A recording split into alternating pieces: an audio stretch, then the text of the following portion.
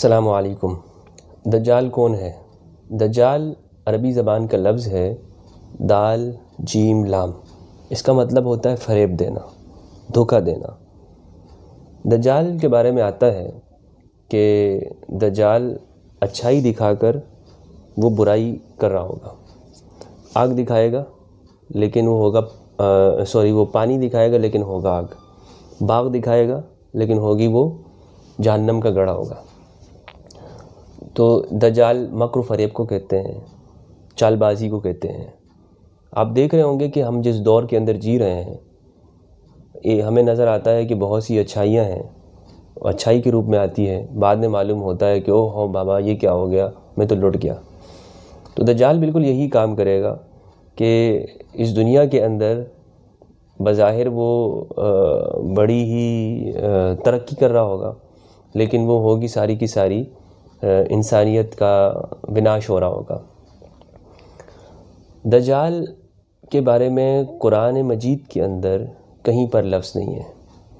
اسلام کی جو سب سے اتھینٹک کتاب ہے، جس کے بارے میں قرآن میں آتا ہے کہ یہ اتھینٹک ہے، قرآن میں کسی بھی جگہ پر دجال کے بارے میں نہیں ہے، لیکن روایتوں میں ہے۔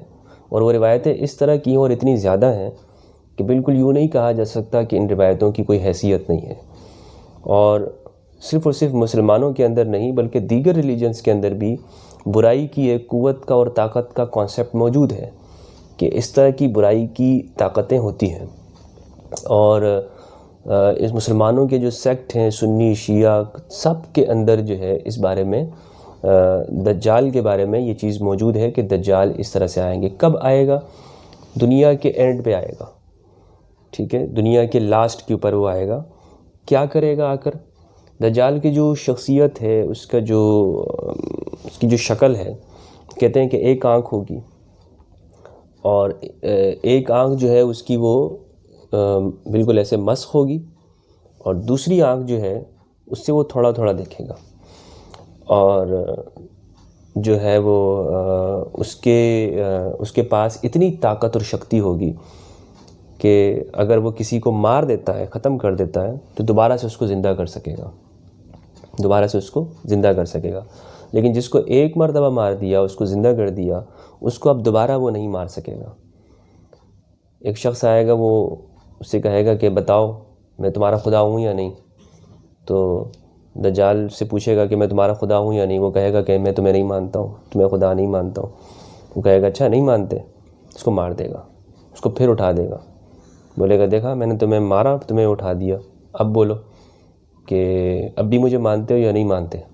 تو کہے گا کہ میں اب بھی نہیں مانتا، تو اب دوبارہ سے اس کو نہیں مار سکے گا۔